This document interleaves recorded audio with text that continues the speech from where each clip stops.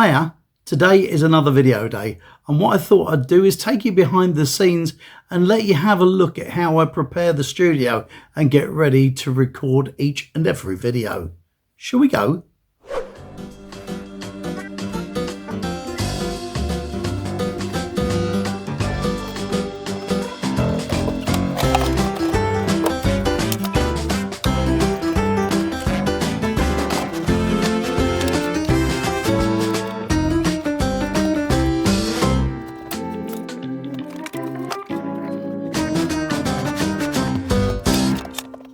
And we're ready.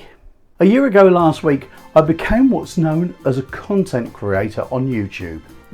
The idea was that I was going to talk about my life and share it with my sons. After all, I've lived 200 miles away from them for the last 14 years, and I'm not sure they know who I am anymore. A lot's happened in that time. I'm a different person to who I was then. And so doing YouTube would be a way for me to let them know who their old man is. I thought I'd recount stories from my past to them to let them know the kind of man that I am and the kind of kid I was growing up. I'd tell stories about people in my life, of my family and friends, of people I've known along the way, and of things that have happened to me. Why? Because one day I won't be here to tell them. My sons are 37 and 33. They're busy working and living their lives, and because of that, we don't get to see each other that often. Yes, we talk on the phone and occasionally we'll video, but it's not quite the same as regularly seeing each other. When I was there, I was always working, and even though I saw them every day, we didn't have much time to spend together. I think about that Harry Chapin song, Cats in the Cradle, and every time I hear it I think that's my story.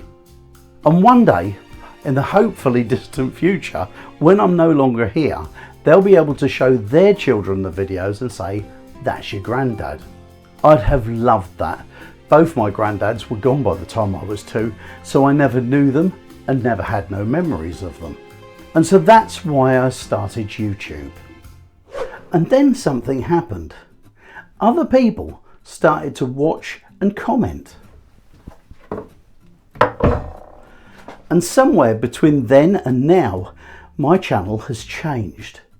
It's become broader.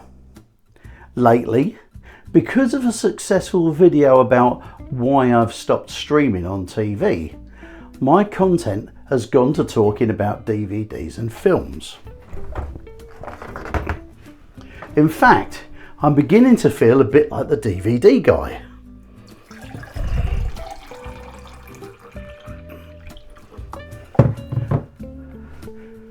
Before that, I was talking about records and music. Now don't get me wrong, I enjoy talking about that kind of thing because I love it as well. But what I've noticed I've been doing is looking for things to talk about that will get me views and subscribers. Suddenly, my ego has got me talking about things that may make the channel more popular, especially since the numbers started growing and allowed me to become monetized.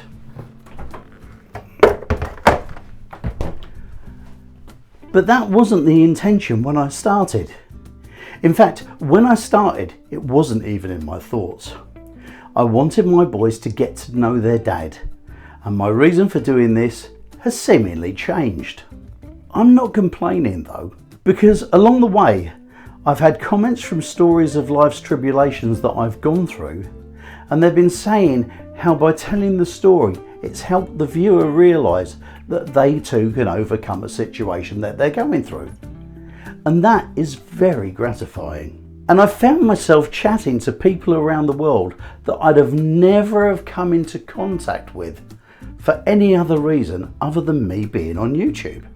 In my about description on the channel, I stated that my mission was to share stories, life lessons, and my love of music, films and TV. I also said that I'd chat about anything else that was of interest to me. Well, in the first year, I've done most of that. And now I'm getting the hang of it. Perhaps going forward, I'm going to expand on that. And who knows, we may even get out of the house and see what else I get up to in the real world. After all, that should be interesting to my sons, and it may be of interest to you. It's at this point generally that a creator will ask you to subscribe. But as Michael Jackson said in the Thriller video, I'm not like other guys.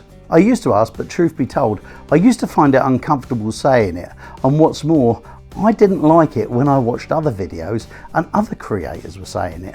And so if you're here for the first time, don't even think about subscribing. Watch a few more videos and get a feel for who I am and what I do. You may find that the novelty wears off quickly. I can be an acquired taste. After all, even my wife rolls her eyes at me when I start sharing my thoughts, and she loves me. Or, as she says when I ask her if she loves me, I'm still here, aren't I?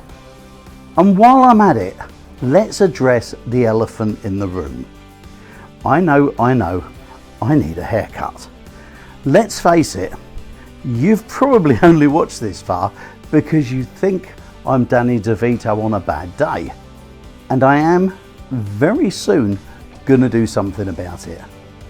A lot of people have told me to shave it all off, but I've got one of those horrible shaped heads and it looks ugly.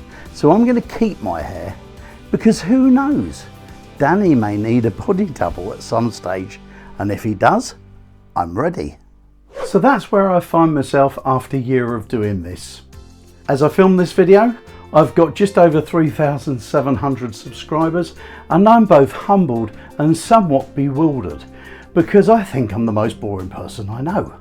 And that's why, moving forward, I'm going to try and get out more, talk about different things, and share more of what's going on in my life. In other words, I'm going to waffle about all and sundry as I continue my little YouTube journey. You could end up watching me doing ordinary everyday things like popping out to the local supermarket to get some milk, or you could end up coming out with me for the day at the seaside as well. Whatever it is, I'll be chuffed if you fancy coming along for the ride. And if you want to look up there, I'll tell you some other reasons why I vlog and why I think you should as well.